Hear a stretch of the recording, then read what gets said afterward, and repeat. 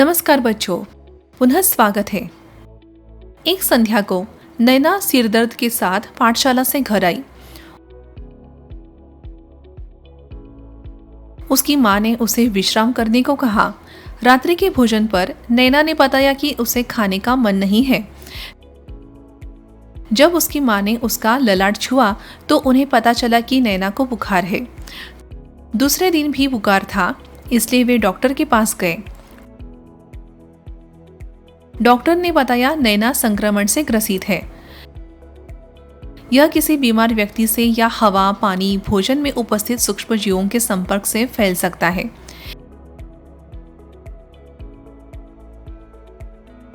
क्या आपको पता है कि संक्रमण क्या होता है और यह एक व्यक्ति से दूसरे व्यक्ति में कैसे फैलता है? तो बच्चों, आइए कक्षा 5वीं के पर्यावरण अध्ययन पाठ संक्रामक बीमारियों का फैलाव और रोकथाम में समझे कि संक्रामक रोग कैसे फैलते हैं और हम उनसे कैसे बचाव कर सकते हैं।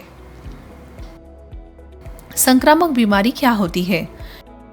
किसी भी तरह का घाव, जलन या सिरदर्द एक व्यक्ति से दूसरे व्यक्ति में नहीं फैलता, लेकिन जब आपके मित्र को सर्दी और खांसी हो और आप उनके समीप जाएं, तो कुछ वक्त पश्चात आपको भी वही बीमारी हो सकती है। जो बीमारी एक व्यक्ति से दूसरे व्यक्ति में फैलती है, उन्हें संक्रामक बीमारी कहते हैं।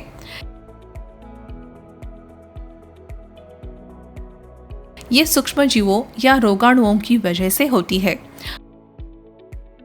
प्रत्येक संक्रामक बीमारी एक विशेष सूक्ष्म जीव की वजह से होती है।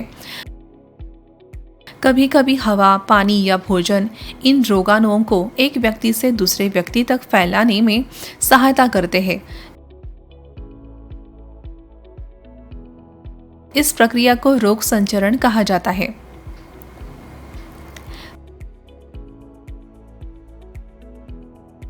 सीखने के परिणाम। इस विषय का अध्ययन करने के पश्चात आप ये करने में सक्षम होंगे: रोगों के फैलाव को समझना, रोगों की रोकथाम के अलग अलग तरीकों को पहचानना।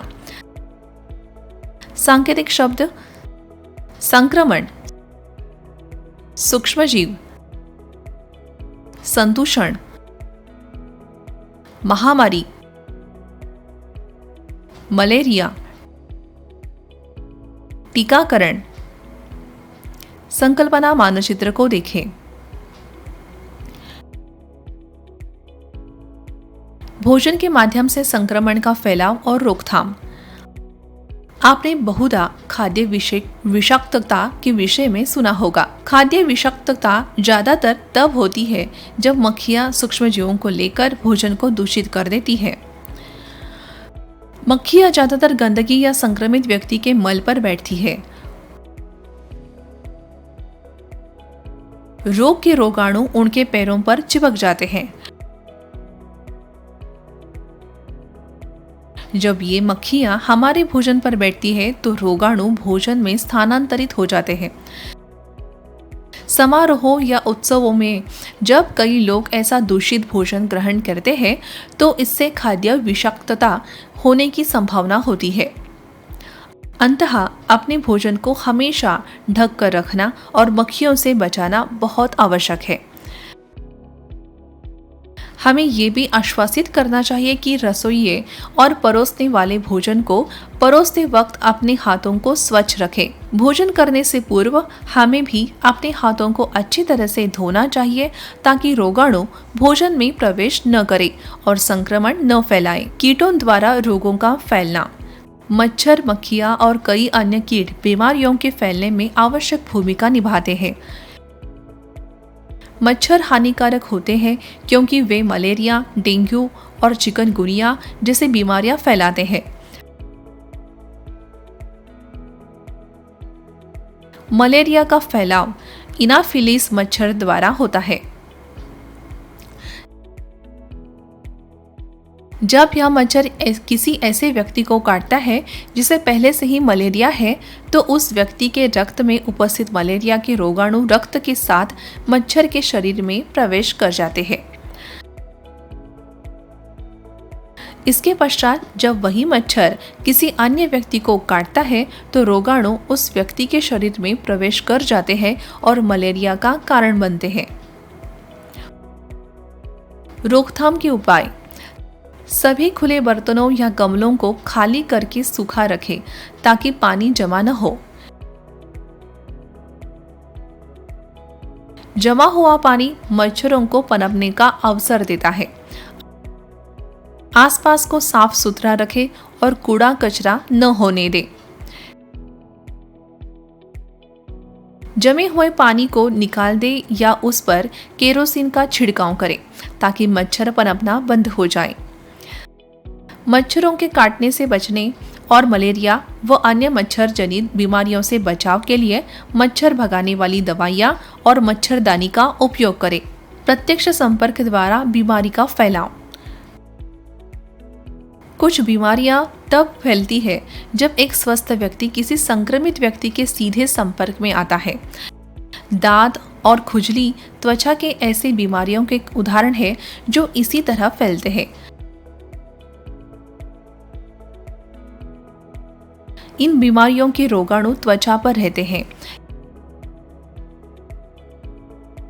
यदि कोई व्यक्ति इन बीमारियों से पीड़ित व्यक्ति के त्वचा को छूता है या उसके कपड़े पहनता है तो रोगाणु उस व्यक्ति तक भी फैल सकते हैं, इसलिए हमें इन्हें आपस में साझा नहीं करना चाहिए। महामारी: कभी कभी एक ही क्षेत्र में कई लोग एक ही संक्रामक बीमारी से एक साथ संक्रमित हो जाते हैं। इसे महामारी कहते हैं। फ्लू, कंजक्टिवाइटिस या हैजा जैसी बीमारियां हवा, पानी या भोजन के माध्यम से तीव्रता से फैल सकती है और महामारी का कारण बन सकती है। जब मच्छर बड़ी संख्या में प्रजनन करते हैं तो मलेरिया और डेंगू जैसी बीमारियां उस क्षेत्र में तीव्रता से फैल सकती है।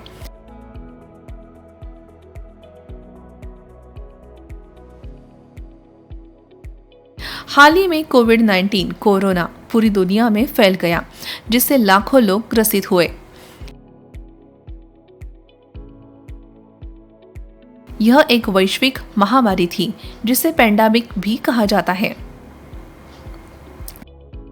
टीकाकरण: जब कोई महामारी फैलती है तो उसका असर सब पर नहीं होता। ऐसा इसलिए संभव है क्योंकि हमारे शरीर में एक रक्षा तंत्र होता है जो रोगाणुओं के अंदर आने पर उनसे लड़ता है।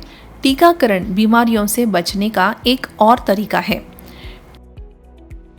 टीका हमारे शरीर को किसी विशेष बीमारी के प्रति प्रतिरोधक क्षमता प्रतिरक्षा बढ़ने में सहायक होता है। जन्म के तुरंत बाद बच्चों को तपेदिक, डिप्थीरिया, काली खांसी,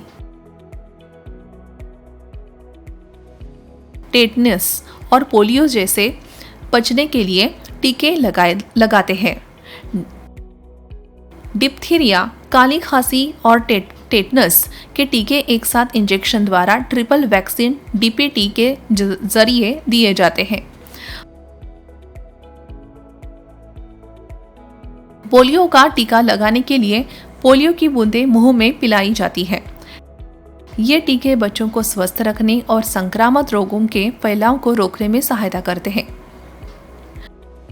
सार्वजनिक स्वास्थ्य सेवा सुविधाएं: